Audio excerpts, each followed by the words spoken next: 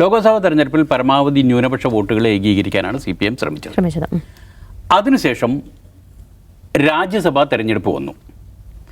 രാജ്യസഭാ തെരഞ്ഞെടുപ്പിലെ സ്ഥാനാർത്ഥി നിർണയത്തിൽ CPM-ന് പാളി എന്ന് SNDP general secretary Vellappally Natesan തോന്നി. കാരണം LDF-ൽ ഉള്ള CPM-ൻ്റെ സീറ്റെടുത്ത് കേരള കോൺഗ്രസ് മാണിക്ക് കൊടുത്തു. CPI-യുടെ സീറ്റിൽ സുനീർ എന്നയാളെ സ്ഥാനാർത്ഥിയാക്കി. ഇതോടുകൂടി വെള്ളാപ്പള്ളി നടേശൻ്റെ രാഷ്ട്രീയ സിദ്ധാന്തങ്ങൾ പുറത്തു വന്നു.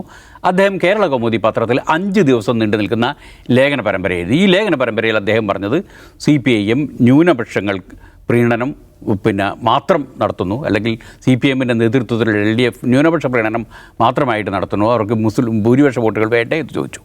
ഈ സമയത്താണ് CPM പിന്നീട് തിരിച്ചടിയാൻ ഒരു തിരിച്ചുപോക്കിന് തീരുമാനിക്കുന്നത്. ഭൂരിപക്ഷ വോട്ട്, കാരണം വെള്ളാപ്പള്ളി നടേശൻ എന്ന് പറഞ്ഞാൽ SNDP ജനറൽ സെക്രട്ടറി എന്ന് പറഞ്ഞാൽ CPM-ൻ്റെ ബേസ് വോട്ടാണ്. CPM-ൻ്റെ ബേസ് വോട്ട് എന്ന് പറയുന്ന ഈഴവ വോട്ടുകൾ പരിപൂർണമായിട്ട് നഷ്ടപ്പെട്ടു പോകാനുള്ള സാധ്യതയുണ്ടോ എന്ന പേടിയിൽ നിന്നാണ് തിരിച്ചു പോകാനുള്ള ഒരു ശ്രമം. മുസ്ലിം വോട്ടുകൾ എങ്ങനെയും മാനേജ് ചെയ്യാം. അതാണ് ഇന്നിപ്പം ഈ വിജയരാഘവൻ്റെ പ്രസംഗത്തിനെ ന്യായീകരിച്ചുകൊണ്ടുമൊക്കെ എം വി ഗോവിന്ദ മാഷ് ആവർത്തിച്ച് പറയുന്നു. മുസ്ലിം വോട്ട് അതിലൊക്കെ അതിൻ്റെ സൂചന മുസ്ലിം വോട്ടുകൾ എങ്ങനെയും ഇതാക്കി ചെയ്യും. പക്ഷേ മറ്റു വോട്ടുകൾ അങ്ങനെയല്ല.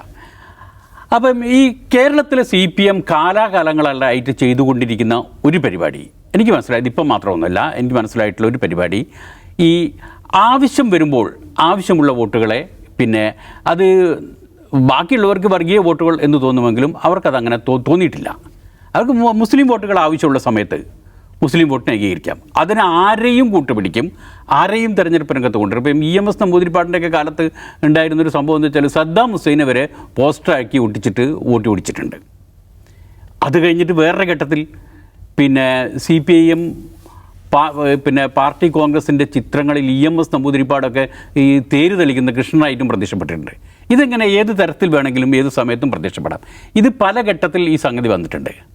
ഇപ്പം 1984 തിരുവനന്തപുരം മണ്ഡലത്തിൽ കേരളത്തിൽ ആദ്യമായിട്ട് VHP പ്രത്യക്ഷപ്പെട്ടു. VHP അല്ല, ഹിന്ദു മുന്നണി. അന്ന് ഹിന്ദു മുന്നണി എന്ന് പറഞ്ഞ പേരിൽ ഹിന്ദു മുന്നണി പ്രത്യക്ഷപ്പെടുകയും ഹിന്ദു ഉണർന്നാൽ ദേശമുണർന്നു, ഹിന്ദു വോട്ട് ഹിന്ദുവിന് എന്നൊക്കെ പറഞ്ഞ മുദ്രാവാക്യത്തോടു കൂടി കേരളവർമ്മ എന്ന് പറഞ്ഞ ഒരു രാജകുടുംബത്തിൽപ്പെട്ട ഒരു കേരളവർമ്മയെ തിരുവനന്തപുരത്ത് സ്ഥാനാർത്ഥിയാക്കി നിർത്തുകയും ചെയ്തിട്ട് ഹിന്ദു വോട്ടിൻ്റെ ഏകീകരണത്തിന് വേണ്ടി ഒരു ശ്രമം നടന്നു 84-ൽ നിലയ്ക്കൽ സമരത്തിൻ്റെ തൊട്ട് പിന്നാലെ. ആ സമയത്ത് സംഭവിച്ചത് എന്താണെന്ന് വെച്ചാൽ വിജയിക്കാനൊന്നും കഴിഞ്ഞില്ലെങ്കിലും ഏതാണ്ട് 1 ലക്ഷത്തിലധികം വോട്ട് ഈ ഹിന്ദു വോട്ട്, അത് BJP എന്നോ ജനസംഘം എന്നോ പറഞ്ഞിട്ടല്ല എന്ന് ഓർക്കണം. ഹിന്ദു വോട്ട് ഹിന്ദുവിന് എന്ന് പറഞ്ഞിട്ട് ഒരു രാജാവിൻ്റെ പേര് മാത്രം പറഞ്ഞിട്ട് 1 ലക്ഷത്തിലധികം വോട്ട് പിടിച്ച എല്ലാ മുന്നണികളും ഇവർ ഞെട്ടിച്ചു 84-ൽ. അതിൻ്റെ ഈ സംഗതി CPM-ന് അപ്പം തന്നെ മനസ്സിലായി. ഹിന്ദു വോട്ട് ഹിന്ദുവിന് എന്ന് പറഞ്ഞാൽ ഹിന്ദു വോട്ട് അങ്ങോട്ടേക്ക് പോകുമെന്ന്. എന്നാൽ ഹിന്ദു വോട്ട് നമുക്ക് എന്ന് പറഞ്ഞ് തിരിച്ചു പിടിക്കാനുള്ള തിരിച്ചുപടിയാണ് EMS നമ്പൂതിരിപ്പാട്. അതിനുശേഷം അദ്ദേഹം നടത്തിയത് മുഴുവൻ സമ്പൂർണ്ണ വർഗീയ വിരുദ്ധ മുന്നണി എന്ന് പറഞ്ഞിട്ടുള്ള ഒരു സംഗതിയായിരുന്നു. അതിന് സമ്പൂർണ്ണ വർഗീയ വിരുദ്ധ മുന്നണി അന്ന് പറയണമെങ്കിൽ 1974 മുതൽ 84 വരെ അവരുടെ കൂടെ നിന്ന ഈ അഖിലേന്ത്യാ മുസ്ലിം ലീഗിനെ പുറത്താക്കേണ്ടിയിരുന്നു. അതിന് വേണ്ടിയിട്ട് അന്ന് EMS നമ്പൂതിരിപ്പാട് വളരെ കൃത്യമായിട്ട് പറഞ്ഞു, സമ്പൂർണ്ണ വർഗീയ വിരുദ്ധ മുന്നണിയാണ് നമ്മുടെ ലക്ഷ്യമെന്ന് പറഞ്ഞു. എന്നിട്ട് അതിനുശേഷമുള്ള ആദ്യത്തെ തെരഞ്ഞെടുപ്പിൻ്റെ അടുത്തെത്തിയപ്പോൾ 85 മുതൽ ശരീഅത്ത് വിവാദം അദ്ദേഹം പൊക്കിക്കൊണ്ടുവന്നു. ശരീഅത്ത് കാലഹരണപ്പെട്ടതാണ് എന്ന് പറഞ്ഞു, ശരീഅത്ത് മാറ്റി എഴുതേണ്ടതാണെന്ന് പറഞ്ഞു.